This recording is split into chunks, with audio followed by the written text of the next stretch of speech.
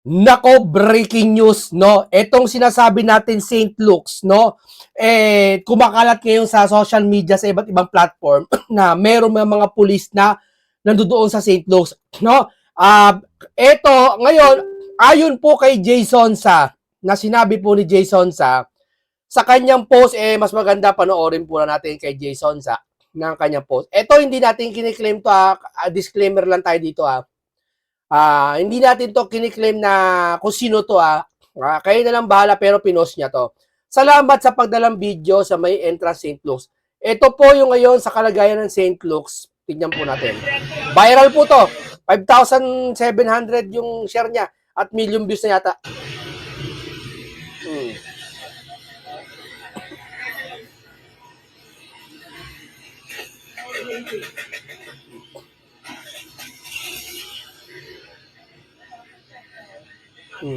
Nasa St. Luke's yan, no? Ulitin natin, nasa emergency. At may ugong-ugong na balita ayon sa isang vlogger na si Tisoy, merong presidential bus na nakita, maraming convoy, di ba? Nakita niya natin. Dito wala namang sinasabi kung sino nasa St. Luke's. Di ba? Wala sinasabi kung sino nasa St. Luke's. Mga aring makakala ng iba yon na kung si Bongit daw andyan sa St. Luke's, no? Ngayon, wala naman daw, wala sinasabi ang publiko o media, mainstream media, o sino man na nasa St. Luke's, o sino yan. Pero, may mga pulis sa St. Luke's. So, ganito yan. Tama sinabi ni Boss Dada eh. Anong sabi ni Boss Dada? Eto, tingnan natin sa Boss Dada. Ingat sa pag-post ng patibong. Patibong nila yung St. Luke's na yan para maraming mag-post tapos marami silang mademanda. Mapatik daw ng page, ingat mga DDS. Tignan mo yung mga ugali ng mga yan. Kung totoo man ito bakit mo kailangan patibungin ang isang mamamayang Pilipino kesa magsabi ka ng katotohanan, yung hinahanap ng taong bayan na kasagutan sa kanilang katanungan? Bakit? Anong meron? Nakakasama ng loob. Hindi nyo na nga napagbigyan ng taong bayan sa mali-malitang investigasyon na to. Tapos ito ba naman gaganito nyo pa yung taong bayan? Bakit? Bakit naman? Wag naman. Napaka ano naman to, napaka grabe naman to kung ganito. Totoo to di ba? Kasi dito po may papakita po ako sa inyo dito. Ito po. Yan. Ito pong post na to hindi na naka-blur. Pinost po ngayon ng isang channel, ng isang mainstream media. Kahapon po naka-blurred to. So anong ibig niyo sabihin, ba't di niyo na binlurred? Anong ibig? Hindi, ito, okay, hindi siya naka-blurred. Transparency para makita karapatan ng taong bayan. Pero ba't kahapon naka-blurred? Ano to? Para bang tama hinala ng iba, pain? Para pag yung blurred, na naka-blurred, tapos may mag-post ng fake news, isisisi ng Malacanang. Di ba kasi may balita ngayon, ngayong araw to, nagsalita ulit si Dave Gomez, nakakasuhan lahat ng fake news patungkol sa health ni BBM. Okay, granted, kakasuhan. Tama yon. Kakasuhan lahat na nagpapakalat ng fake news. Pero bakit may mga ganito? Nakagahapon blurred to. Marami nag-post ng blurred to. Ano nangyari? Tapos hindi niya i-blurred. Ano yun? Parang ginawa nyo, pinainan nyo yung taong bayan para mapahamak sila sa PCO, para mapahamak sila sa Malacanang. Ano yun? Nagkukos tayo ng ng hindi pagkakaunawaan. Dapat wag ganun, makisama kayo. Mahalin nyo naman taong bayan, oh. Di ba? Mahalin nyo naman, wag naman ganun, kawawa naman taong bayan. Maraming hindi, tayo mga vlogger tayo, nasa media tayo, lahat, alam natin yung kahinaan ng bawat isa. Pero kawawa yung mga ordinaryong Pilipino na napapahamak, nauuto, di ba?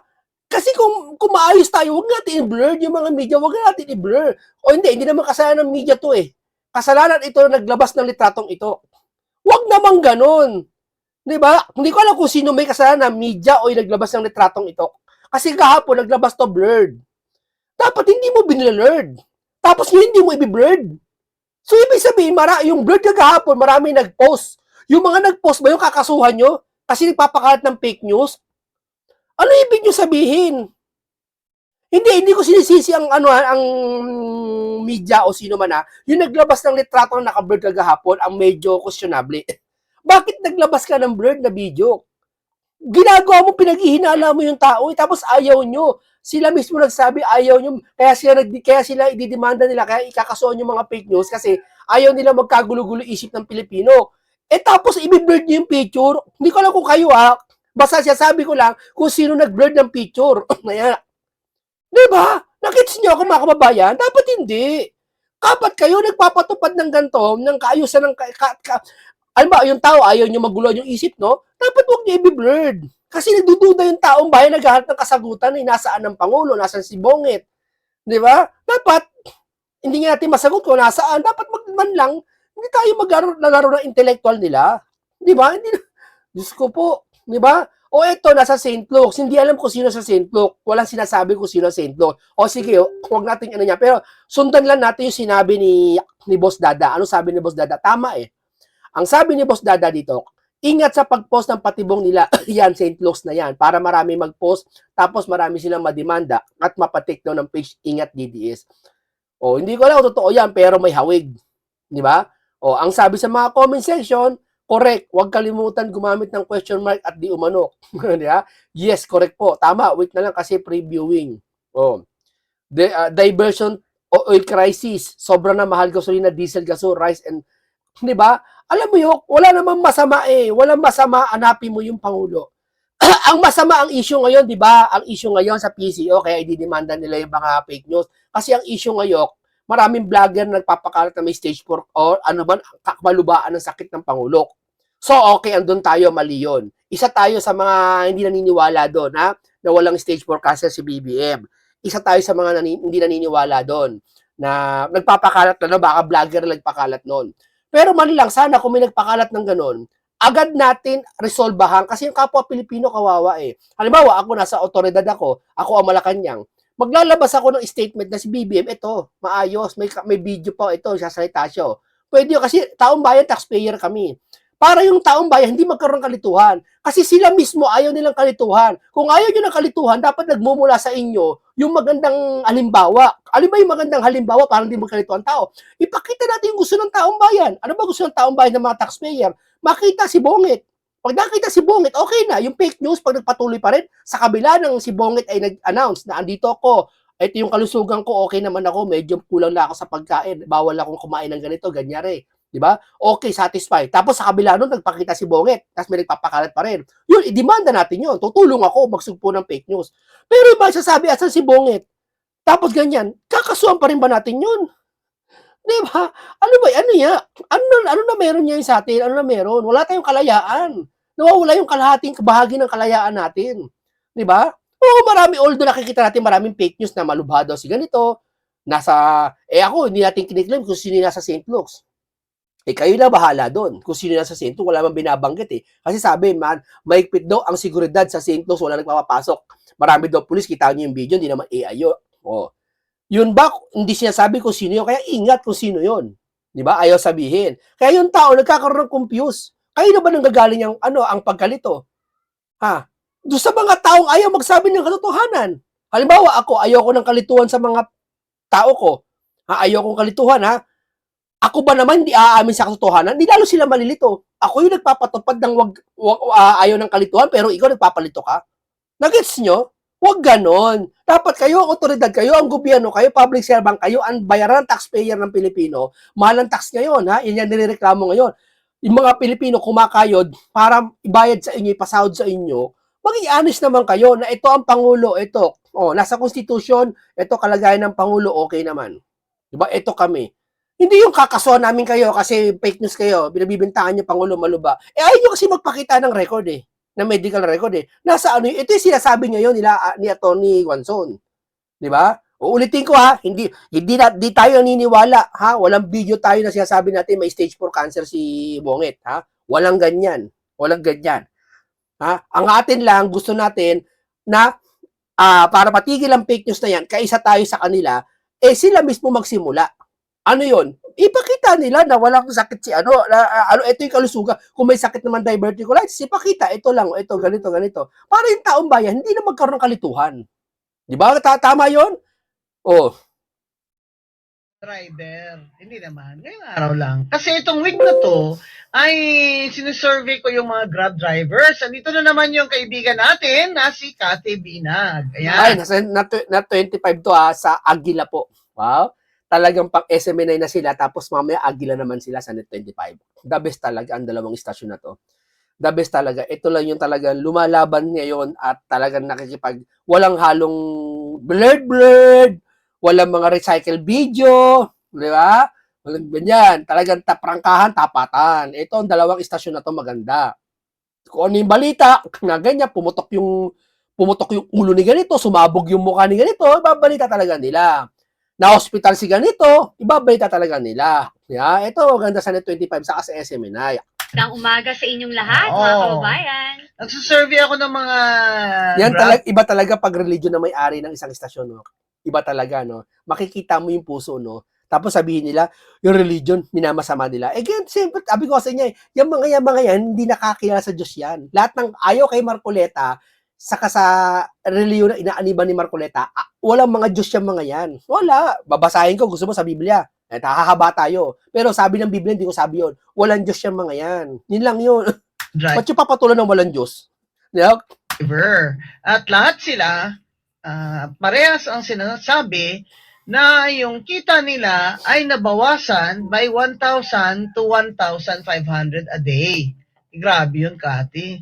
Eh, sa 1,000, ilang pagkain na yun at pamasahe ng mga estudyante nila, di ba?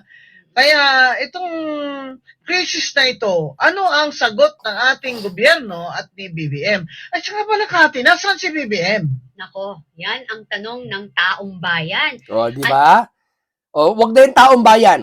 Individual na lang, mangilan-ilan. Yung ba, di siya sasagutin? Nasaan siya? Baka sabihin nyo, di ba nagpulong ng unlift? Hindi, nagpulong ng unlift. Iba pa yun, syempre, masatisfy kasi unlift na yun, issue yun eh. Una-una, di ba, blurred niya yung screen. Pangalawa, sabi nila, baka daw replay o throwback. O sige, palagay natin gano'n, no? Para makasigurado, maglabas kayo ng sariling video nyo na may andyan si Bongit. Di ba? Para yung mga manonood, yung mga nag-aabang, hindi naman ma-fake news. Kawawa rin naman. Kuha nyo ako, mga kababayan. Declare, you need to come out. O kaya, proof of life. Yan. Para matigil na yung mga issue ngayon dito na Tama. lumalabas sa social media, mga tanong ng mga kababayan natin na nasaan na ang ating presidente, ano na po ang kalagayan ng kanyang kalusugan. Tapos may sumabay pang St. Luke's na nakakilabot na post ni Jason Sa. Yung ba si Jason Sa fake news? Tanungin niyo siya kung fake news yung sinabi niya. Hindi niya man sinabi yun. Wala naman binabanggit kung sino, hindi niya naman binabanggit ng mainstream media kung sino nasa St. Luke's. Sa daming pulis na yon. Hindi po alam bakit walang media doon. Tapos sasabihin niyo, yung nag-share no, sabihin niyo fake news. Paano lang fake news? Wala nga siya sabi kung sino nasa hospital eh. At wala din siya sabi yung nag-share kung sino yung nandun sa hospital. Di ba? Kasabihan niyo ng fake news, nagpapakalat. Ano yun? Di ba? Unfair naman. Di ba? At bakit ho, imbes na talaga naman na lumabas siya at nang hindi na magkagulo or mag-isip pa ng kung ano-ano. Dito kasi parang media blackout na eh. Di ba dati kadalasan pag may nasugod sa ospital na isang politiko, kagaya ng, plane crash. Plane crash, ang nangyari sa Palawan sa Coron. Dalawang piloto, isang konsilor. Konsilor yung piloto. Ang nangyari, di ba, na plane crash. Binalita kagad, di ba, kalat kagad. Kakabagsak pa lang balita na. Ba't di binabalita to? Pulis na sa St. Luke's, napakarami. Kumbaga, pasabog to. Bakit may mga pulis dito nagbabantay sa St. Luke's? Napadaan lang ba? Pwede mo anong balita? Kahit man lang verbal na balita, wala. Kahit man lang, email, wala. Diba? Blackout media. Yun ang tanong ng maraming tao. Dapat ang sasagot niyan yung otoridad para ipaunawa nyo sa tao yung kalituan na nangyayari. Para walang fake news na mangyari. Kasi ang fake news nangyayari sa pagkalito ng tao. Kasi akala niya isang bagay tama, ipopost niya. Di ba? O kaya naman, paninira talaga, rektang paninira. Wala tayong magagawa doon. Yun talaga, dapat kasuhan. Yun talaga, siyasadyang paninira. Pero iba na damay lang eh. Dapat, agapan natin, huwag na tayo magkaroon ng ganung, baka may madamay pang fake news siya, kawawa naman Pilipino, makasuhan. Anuhin mo na. Agapan mo na. Di ba? Puro iwas eh. Oo nga eh. Yun yung pinakamali eh. Iwas, bawas. Di ba? May karapatan naman po sa ating konstitusyon na magpaalam ang ating presidente ng kanyang status ng kalusugan niya. Dahil po nakakatakot yung sakit niya, diverticulitis, at sinasabi pang may nagsasabi pang cancer na siya, stage 4. Hindi po naman nakakatulong yung mga sagot ni Attorney Claire na he's okay, he is well, at chu-chu-chu. Ipakita na lang po ninyo sa amin para matigil na po ng kaka-rumor mongering ang mga tao na sinusukat na po siya ni St. Peter. Yun. Kaya, ayan. Ito kasi Ma'am Rowena Guanzon eh. Oh, hi, BBM! Tony Guanzon po, BBM. Ayan, kaharap ko ngayon, pero video clip ito yata, last month pa eh. Kaya mga kababayan, itong crisis sa fuel ay, ito na, talagang gutom na. Gutom na talaga mga kababayan natin. At, ang ayuda na sinasabi nila ay hindi naman dumadating dahil yun nga ang pinakapuno at dulo nitong problema ng Pilipinas ngayon ay pera. Di ba, Kati? Deficit. Yes. Kasi Mama Bing, ang problema kasi right now, ang sweldo ng mamamayang Pilipino ay hindi tumataas, pati ang kinikita ng mga negosyante. Pero ang bilihin? Ang commodities natin, ngayon yung gasolina natin, nakakatakot yan. Kasi para tayo ay magkaroon ng mga supplies, logistic, halos doble pala, no, inflation rate. Yes. Na dati Pebrero ay 2 point something percent lang, ngayon ay 4.1% na. At na-feel na po yan kahit po ng middle class. Yung nga sinasabi ko, Kati, the new poor, the middle class is the new poor. Kaya, yung sagot ng gobyerno sa atin, ni BBM, na magtipid-tipid tayo, unfair naman po yan, sir. Na kami yung pinagtitipid ninyo. Tapos yung magnanakaw dyan, business as usual. Exactly. Ang dami pang bumibili ng maleta. Grabe kayo. Itigil nyo naman yung pagnanakaw sa kaban ng bayan para may pang-ayuda. Di ba? At saka kagabi, not kagabi, kahapon, nakausap ko si Miss Cora Guidote. Kailangan daw natin i-alerto ang tao kasi bakit daw na parang nagno-normalize na sa Brit ang presyo ng krudo. Pero sa Pilipinas, pataas ng pataas. Walang bumababa Di ba? Wala, busy sila sa impeachment ni Sara. Busy sila. Hindi naman kukolekta ng excise tax. Excise tax 10 piso yan, bawat litro sa gasolina. Wala pa naman Hindi pa rin, yung mga, di ba, kaya nakita ko yung galit na galit si Senator Lauren Legarda. Parang naiiyak na siya sa galit. Kasi doon sa hearing nila, halos palaroy-laroy lang yung mga Department of Energy na mga opisyalis. Wala pa daw yung head of agency. At para bang yung kanilang mga slideshow daw doon hindi naman po accurate. Wala naman silang sagot kung ano talaga ang ilan talaga, ang supply.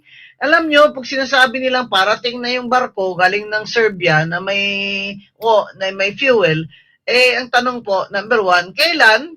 At kailan po yan marirefine? Kasi isa lang naman refinery natin, yung Petron, di ba?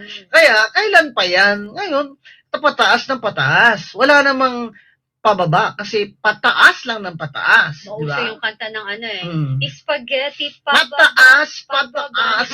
Wala nang pababa Pataas lang ng pataas at mga kababayan, gutom na po talaga.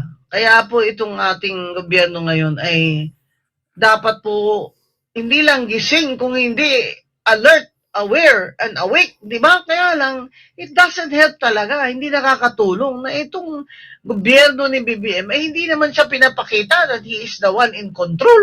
Di ba? Kasi, kaya mga tao, tuloy, meron na tayo ngayong anxiety na tawag sa nation na hindi natin alam kung bukas baka wala ng gasolina, stop na lahat, wala na makain yung mga driver, mga pamilya nila. O yan, narinig ko, Kati, magrarasyon daw si BBM. Kasi nung martial law, Kati, hindi ka pa siguro, teenager ka pa lang. Baby pa.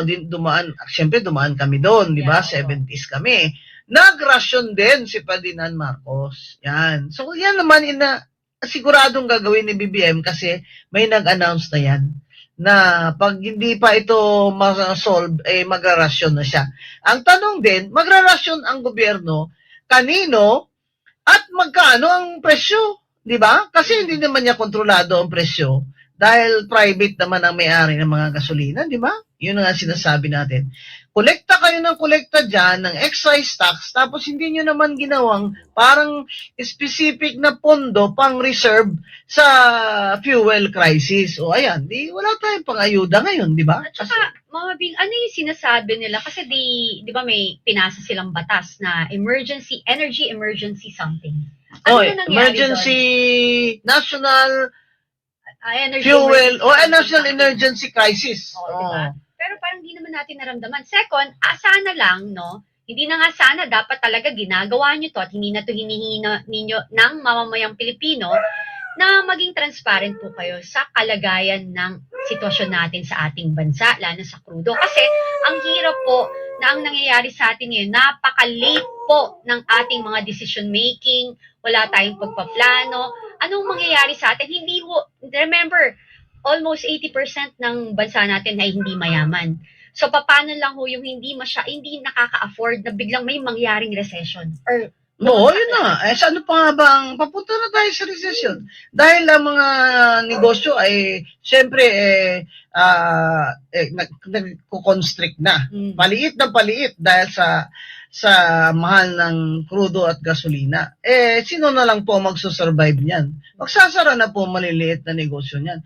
Yung taxi driver ko kanina sa Grab, sabi niya, maghanap na lang daw po siya ng bagong trabaho kasi 500 na lang ang neto niyang kita araw-araw, 18 hours pa siya nasa daan. Grabe. Grabe na yun. Less than minimum wage yun. Oo. Kasi dati daw sa COVID, hindi nga sila nakakalabas, pero hinatidan sila ng pagkain nila araw. Saka hindi, dapat yung mga Grab na yan, kumikita ng mga 1.5 a day yan, minsan 3,000 pa nga eh. Oo. Ngayon, 500 na lang pala. Araw. Ngayon, sila kakayod pa ng 18 hours para lang maka-earn ng 500 pesos na lang naman. Kaya, pasalamat tayo, meron pang Mayor Isko Moreno dyan sa Maynila, di ba, Kati? Binigyan na. Ang bilis. Binigyan na yung mga driver ng jeepney ng average nilang kita. Tapos, nilalagyan ng krudo ang kanilang jeepney at ikot ng ikot sa Maynila, wala nang bayad ng mga tao. Yun. Yeah. Kaya, 5 stars award si Mayor Isko Moreno sa amin dito sa Usapang Matino sa Radyo Agila. Mama, ikaw ang tanong ko sa'yo. Di ba ako not for anything else. Kasi ang nakikita ko ngayon na ginagawa ng gobyerno, mas more on optics. Yung parang ang importante sa kanila ngayon is maproteksyonan ang image ni rather BBM. than maging honest sa totoong nangyayari sa atin. Ako mas gusto kong alam ko na, kahit hindi pa nangyayari, maghanda na ako, di ba? Oo, Kesa kasi yung last minute. Oo, kasi siyempre mahirap ang Pilipino. Karamihan mahirap. Kung wala naman pong yung tinatawag ni Senator Loren kanina sa usapan natin, yung subsidy ba? It can come in different forms, di ba? Kasi pwede namang yung mga bus papuntang probinsya. Pwede namang di bayaran ng gobyerno ang pamasahe kahit one way lang, hindi ba? Pinapasa po lahat sa LGU, sa mga cities at towns. Alam nyo naman, hindi naman ho lahat ay may kaya, hindi naman lahat first class cities or towns. Kaya hindi unfair po yung ginagawa ni BBM sa atin.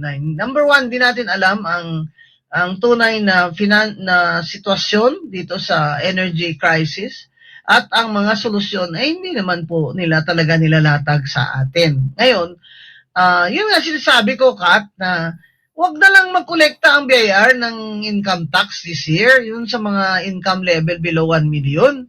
Kahit mag-file ka ng income tax, wala na lang munang babayaran tax. Kumbaga, palugit na lang yan, di ba? Tama, kasi ang hirap ang dami nating tax. Oo, may VAT. Yeah, wala naman tayong upbringing. At saka, Mama Bing, alam mo. Stop na yung VAT? Yeah. Ang nakakalungkot, bakit di tayo gumaya sa Japan and Korea na very nationalistic? Alam mo ba, ang bansa natin napakakumpleto. Una, meron tayong dagat, may ilog, flat land. Oo nga, napakadami natin di ba? Sa Iran, sa Middle East, ang daming oil. Mura ng oil doon. Ang mahal ng tubig doon. Sabi kasi niya, konti lang ang tubig doon. Dito sa atin, napapalibutan tayo, napakaraming tubig. Island, napaka 7,000 mahigit island tayo, pero yung tubig natin mahal, binibenta rito. Di ba? Yan ang likas ng kalikasan sa Pilipinas eh. Yeah? Bakit? Sa tingin ko, sa namiminuno pa dapat sa Pilipinas, tanggalin talaga ang korupsyon eh. Mayaman ang bansang Pilipinas, mayaman. Sa resources, mayaman. Sa agrikultura, mayaman. Lahat. Sa klima pa lang eh. Tapos, okay na tayo eh. Sa mga tourist spot eh. Gaganda na ano eh, di ba? Wala talagang pondo para iba, binababo yung pakapeligira. Diba? Walang pondo para sawayin yung mga yun eh. May pondo para sa korupsyon, meron. For us to plant o magtanim, 'di ba? Bakit natin kailangan mag-harvest or kumuha ng commodities sa labas ng bansa kung kaya natin Yun ang problema. Sabi nga, lagi tayong import, pati pagkain, import. Ang taas ng dollar. Exactly. Ang taas ng dollar. So, itong bigas natin ngayon ay average 60. Grabe. Nung pumasok si BBM sa atin, magkano ba ang bigas? Sabi niya, magagawin niyang 20. 20, malapit na maging 1/4 yung 60.